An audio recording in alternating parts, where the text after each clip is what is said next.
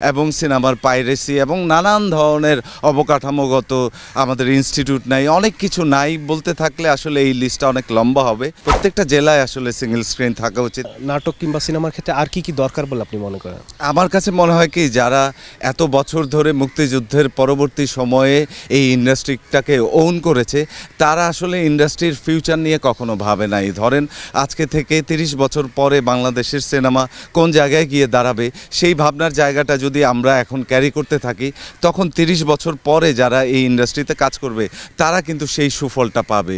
যেই রকম এখনও আমাকে রাষ্ট্রযন্ত্রের সাথে অনেক পলিসি নিয়ে কাজ করতে হচ্ছে, সিনেমা রিলেটেড, সিনেমার ডিস্ট্রিবিউশন রিলেটেড এবং সিনেমার পাইরেসি এবং নানান ধরনের অবকাঠামোগত আমাদের ইনস্টিটিউট নাই, অনেক কিছু নাই। বলতে থাকলে আসলে এই লিস্টটা অনেক লম্বা হবে।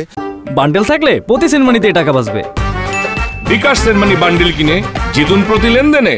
তবে আসলে প্রত্যেকটা মানুষ যারা এই সেক্টরে কাজ করে এবং যারা সেলিব্রিটি হয়ে উঠেছিল সেই সময়ে, মুক্তিযুদ্ধের পরবর্তী সময় থেকে আজকে পর্যন্ত, তারা যদি এই ইন্ডাস্ট্রির স্বার্থে এইসব পলিসিগত ডায়ালগগুলো রাষ্ট্রযন্ত্রের সাথে করতো, তাহলে আজকে অনেক কিছুর জন্য আমাকে অপেক্ষা করতে হতো না।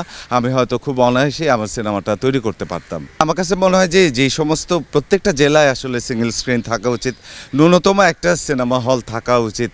থানা পর্যায়ে আমাদের আসলে 1200, 1400, 1600 হলের ঐতিহ্য ছিল।